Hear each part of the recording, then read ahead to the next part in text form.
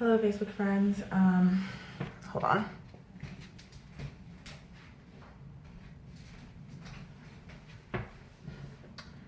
I just wanted to come to you real quick and give you a little video essay. I don't want this to be too long. It might get a little long, but my intention is not to drown your ears out. My intention is just to bring you a little bit of information so that you can make a better informed opinion about just, the status of our country in general, not necessarily the things that have happened in the past few days or, the things that have happened over the course of our history, but just the status of our country.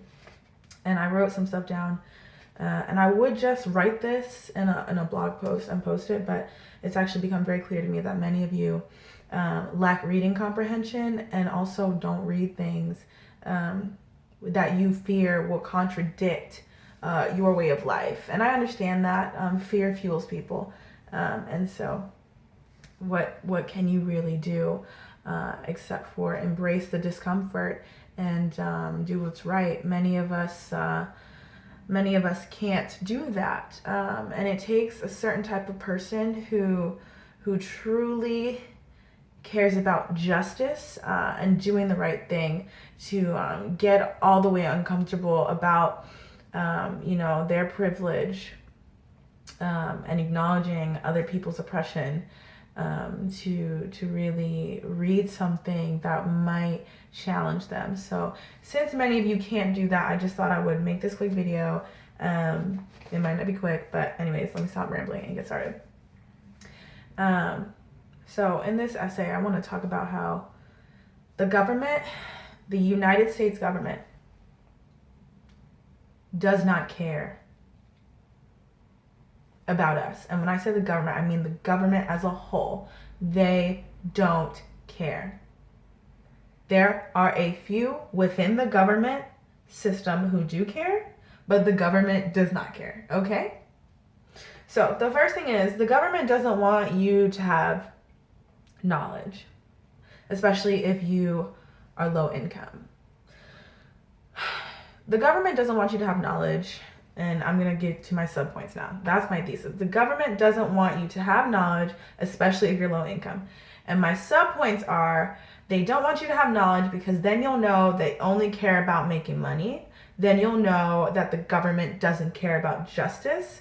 And then you know that the government will always benefit wealthy, white, able-bodied people over everyone else. If you had knowledge, which they don't want you to have, then you would know those three things, and then you'd be like, hey, this is kind of messed up. Systematic oppression. Okay, so starting with my intro. The government doesn't want you to have knowledge, especially if you're low income, because if they did want you to have knowledge, then they wouldn't have warped history lessons in public school systems. And when I say warped history lessons, I mean year after year after year in every single class, we somehow managed to talk about the white forefathers over and over and over again. We beat it like a dead horse. And then we literally, those are like half the textbook, and then we skip through in the course of 1 or 2 days over women's rights, the plight of people of color, the way that the government has unjustly for years unethically handled immigrants, people of color who were not immigrants, their role in slavery, their role in sex trafficking and drug trafficking. We just brush over all of that because, we need for everyone to think that the government is always on our side and can do no wrong. So that's why we brush over those injustices. And the government, who is in charge of the public school system, provides these warped history textbooks so that we cannot know the truth. Currently in Texas and in a few other states, McGraw-Hill is working on changing the phrase slavery to workers. Did you know that? You probably didn't because you don't read stuff that doesn't pertain to you until the media brings it up and then you form a random opinion on it. So, anyways, number two, the gentrification of public school systems. Y'all already know what gentrification is. If you don't, go watch Boys in the Hood. That's really just a simple way to break it down. But anyways, so public school systems, as you know, your school gets funding based on the tax bracket of the community.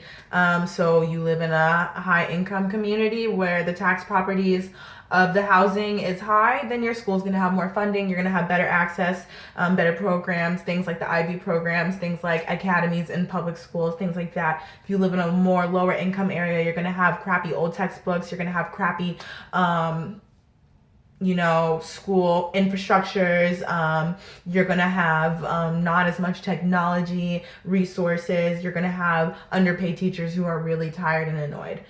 So this gentrification in public schools is really key to suppressing the knowledge of people with low incomes. And when I say people with low incomes, obviously the vast majority of those people are people of color. Yes, there are poor white people all over this country. Don't get it twisted. White people are very, very poor in this country because, like I said, the government doesn't want you to have knowledge. And if you don't have knowledge, then you can't make money. So there are many poor white people, but mainly people of color are low income, and that's for a million different reasons, and that's for another video. But the gentrification of public schools is contributing to the lack of knowledge among people, and therefore they are unable to form intelligent decisions on the things that the government is doing. And they don't want you to be able to form intelligent opinions about the things that the government is doing because they want to do whatever they want to do to you. So if you're too smart, then you're going to cause a problem. Okay. And y'all know that's true, right? That's why when you look, when we were going to the primaries for each state, and they broke down the demographics for the people who were voting for Donald Trump, it was low income, undereducated people. And many of them are white. So definitely lack of knowledge, definitely lack of the government's wrongs and the government's flaws contributes to people being unable to form an accurate, intelligent, unbiased opinion about the things that the government is doing and the ways that they are harming them. Thirdly, core curriculum does not involve any classes about social issues or general life skills. Don't you think it's pretty funny how you can go through middle school, high school, even college, and never be required to take a class on how to be a good steward of your money? Never be required to take a class on how to sign up for health care, how to pay your loans back, except for that little class that they give you on Numbnet. There's no class in school, in the public school system, where they teach you those things. Nope. There might be a few programs in a few schools, but those schools, like I said, are probably in high income schools. They don't care if you have life skills. They want you to spend your money badly so that you can go into debt and then you can owe them money for the rest of your life. There's no classes about social issues that are required to be taken unless you get to the higher education level, and even then they're not required. Each university requires you to have a few general educations, and you have to choose from each of those things. I know for VCU specifically, you are required to take a humanities course, but unfortunately, that humanities course does not have to be centered on any social issues. It could be a class technically about society, but the only class that you're required to take, and that's for humanities if you're in the College of Humanities and Sciences. If you're in a different thing, you probably never even take a social justice class unless you really care. If you're in the business, you might brush over some unit, but you will not be required to take a class. And so they don't want you to take the social justice class because then you'll know how messed up our society is and how oppressed people are and how privilege plays a role and how money plays a role for everything and how our government loves money more than it loves its citizens. So if you took that social justice class at all and you were required to take that, you might not necessarily believe those things, but you'll know that there's another experience and perspective that's different from yours that is seriously real and seriously hurting people. Moving on to my subpoints. The government's desire to keep you dumb, to not let you have knowledge, is to cover up their love of money. They care about making money more than they care about keeping their citizens safe and healthy. This is clear because of the lack of access to healthcare. They don't care if you die. But when you do die, they definitely want to make money off your death, i.e. the funeral industry. And that's a whole nother video. Psh. They don't care. Oh my gosh. I'm trying not to get worked up. I feel like I'm about to cry because, and I don't even cry, but I'm about to angry cry because I have just seen so much ignorance, and I really just want you guys to not be ignorant. And that's why I'm making this video. I really want to help you. I really do.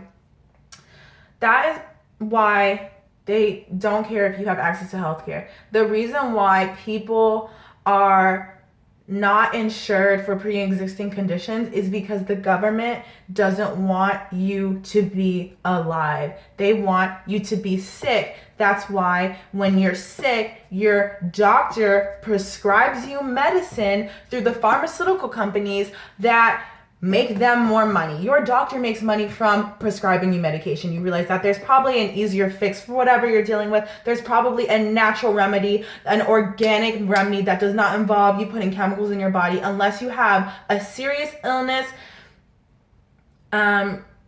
That really the only way is some medication, but most of the time it's really like a fix that can be a change in your diet, a change in your lifestyle, just being healthier and, taking in certain nutrients.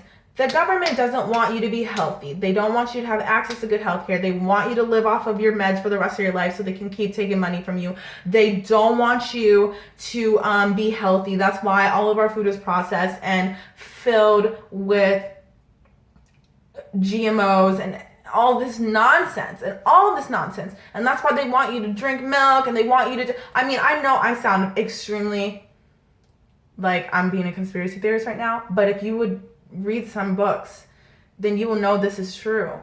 But obviously, many of you haven't read these books because it's not required reading in public school education.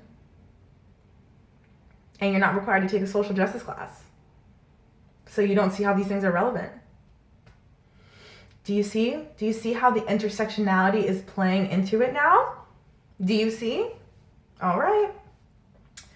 They don't care about keeping their citizens safe and healthy, and that's why they don't train their police properly. There are many good police officers out there. There are many police officers who I know personally, who I know would put their life on the line for me right now if I was in a situation where they were required to do so, because that's an oath they've taken. But I also know that in many parts of the country, they don't train their police officers properly. They don't reprimand them. They don't care what they do. They just worry about keeping up appearances and not having the government reprimand them.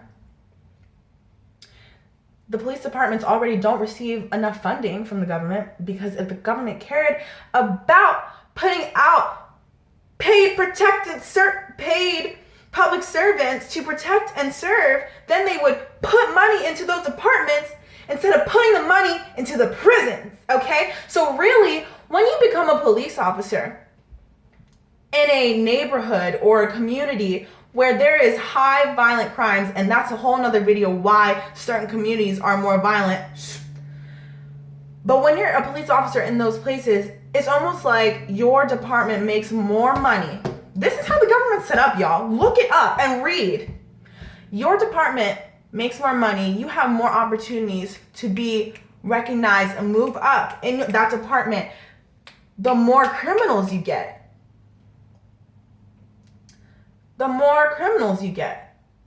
Sorry, someone's calling me. The more criminals you get, the more money your department makes. Isn't that kind of messed up? Instead of reprimanding the criminals or doing community outreach to help the community be safer, your department gets more money when you get the bad guys and when you get the drugs.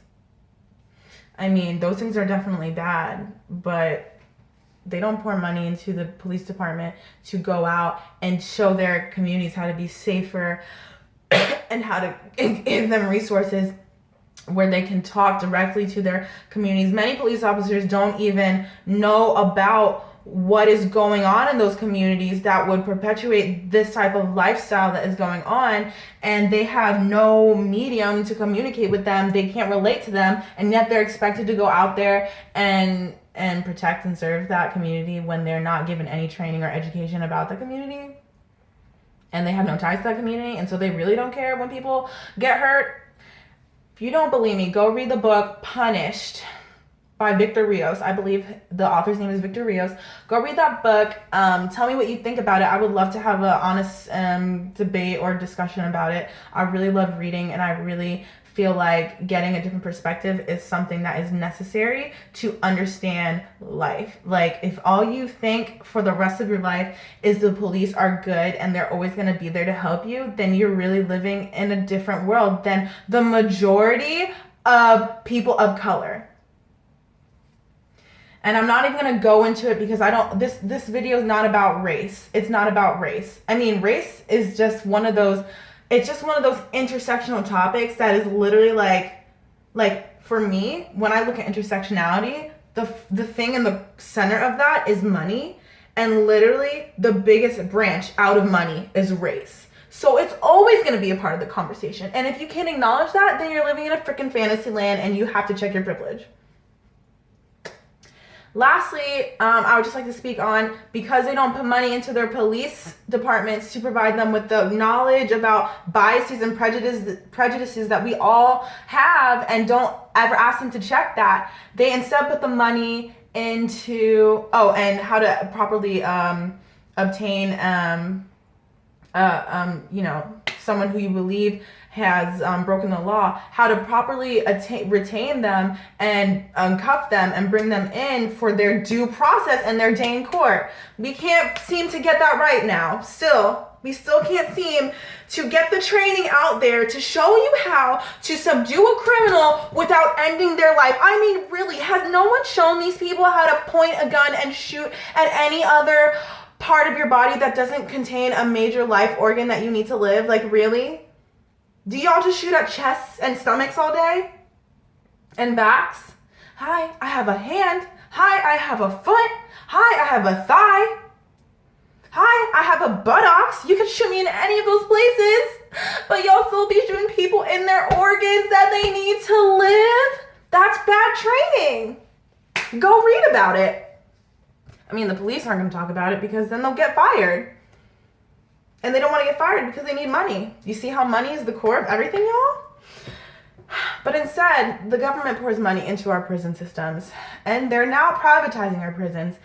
And the other crazy thing is, y'all know this, and I know you guys know this because I know many of you are Orange is the New Black fans. And yet, these same people who watch this show must think that it's a completely fictional premise, when in reality, it's based off of real life.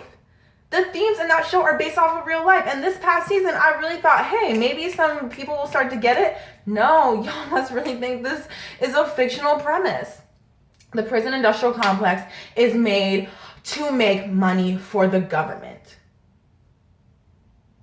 That's why police are so concerned about perpetuating violence and getting the bad guys instead of stopping the violence and rehabilitating criminals back into the community as examples for how to turn their lives around instead of, it's just sick. Read about the prison industrial complex. There's so many books about it. There's so many articles about it. If you don't know about it, it's because you've never taken a social justice class, and you've never taken a social justice class because you have been required to. Moving on, the government doesn't care about justice because they want to make money. And you make more money the more people you send to prison. It's just that simple. That's why they have had years and years and decades of false convictions. They have had long sentences for nonviolent crimes. They have biased government officials who will send you to prison for a nonviolent offense. They have biased government officials. That is what we saw in the Brock case. The Brock case was the clearest form of that I could even, I mean, there's so many others, but this judge said, oh my God, this poor white guy, we really can't send him away. He just sexually violated a young woman, but goodness gee, I don't feel like he should get the full punishment. What are you there for? You're not there to use your opinions. You're there to check the legal document that you learned off of and to use your judgment to make the call that is best for the community. Not how you feel about this little white boy. I'm sorry, I shouldn't even said that. Not how you feel about this man.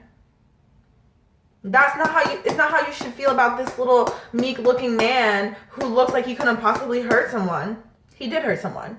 He did. He was obtained, and he needs to be properly judged off of the facts, not off of your biases. But many of our government officials are biased as I don't even know what.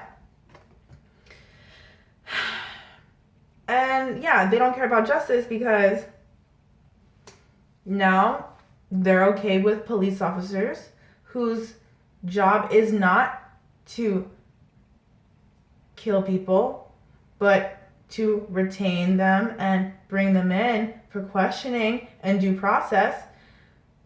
Now police officers can kill people and not be reprimanded. And we should all just move along and pretend that's normal. It's crazy. I mean, lastly, the government/politics will always benefit wealthy, white, able-bodied people because that's who runs the government. White, wealthy, able-bodied people. Yes, there are people of color who are not white, and there are people of color who are not able-bodied, and there are people of color who were not wealthy, but they are not the majority. Oh, we have a black president. Doesn't matter. Look what Congress has done to him the past 8 years. And this will only change once our public servants reflect the community that they're serving. Simple as that. Simple as that. And I'm not saying that getting people of color is the answer because we have plenty of people in color. Ben Carson, Stacey Dash. There's more. There's so much more. Who will be coons for the white, able-bodied, wealthy people because those people give them money. And they have internalized racism. Because they didn't have the knowledge. Don't you see how it's all linking up? And I need you to realize that one issue influences the other. They're not separate. Intersectionality. This might be the first time some of you have ever heard this word, but I'm letting you know that it influences every single aspect of our lives. And Black folks, Latino folks, I need you to listen to me for 1 minute. I'm so sorry that we have had to fight our whole lives. That we have had to fight our whole lives to be taken seriously and to have our experiences seen as valid. But I want you to know that there will be a day when none of this will be at play in the things that happen. We won't be alive for that day. We'll have to transcend race, but that day might come. If Jesus doesn't come before that, that day might come. But what I want you to know is we have to educate each other. As much as Ben Carson, Stacey Dash, and now Wendy Williams, and all these other Black people want to act like coons, and all these Hispanic people want to go out and support Donald Trump and pretend because they're not Mexican. The xenophobia in the Hispanic community is so real. It is so real. It is so real. I have had Hispanic friends tell me stories that I'm literally like, I would never imagine. But I know it's real. I know it's real. The xenophobia is real. The colorism is real. The colorism in the Black community is real. It's so real. We need to stop. We need to just educate each other. Don't get annoyed with each other. When you see your fellow person of color acting like a coon, let them know, hey, you're being a coon right now, but I'm still going to educate you. And don't give up on them. Don't give up on them. But you cannot only get outraged when things like the past 2 days have occurred. There are people dying in tens and 20s every week in Chicago, in Detroit, in high crime, low income areas. This is not a conversation about black and black crime that I'm trying to generate. Because that's not a thing. Black and black crime is not a thing. It's just crime. There's no such thing as black and black crime. There's just crime. Do you understand? But people are dying. People who look like you are dying all over this country all the time. Don't let the media be your only way to know that there are injustices happening. You have to, obviously the media is the way to get things out, but don't let major media be the way you know things. Keep up with the communities around this country. Keep up with the black communities. Keep up with them. Be inserted in them. Know that their experience will one day impact you. It might seem far. Flint, Michigan might seem far, but that experience matters, and it mattered far before the news coverage was on it. It matters, and we have to stop letting the major news corporations, which are run by money and make money off of our pain, to be the ones to make us be outraged.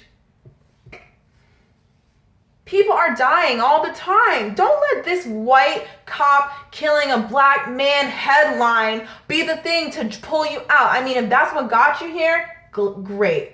But there's been read a book about history. Cops have been killing us for centuries. Why are you getting mad right now? You should have been mad. And I know many of you were, but you should have been mad. There's just way too much to talk about. I can't cover all of it. But I just want y'all to know that the government doesn't care about you. And if you're going to continue to defend the government and our Constitution, obviously, I am blessed to live in the United States of America. I am blessed to have the freedoms that I have. I am blessed to live in a country where I have so much religious and individual freedom that I do. I can't even pretend to, I definitely am knowledgeable of the experiences of other people in other countries, but I can't pretend to know what that's like. So I'm not even going to sit up here and say that, because my government is corrupt, that my life is bad. My life is great. Considering I'm a black woman in the United States of America and the things that I've been through, I think my life's pretty great compared to the climate in the rest of the world.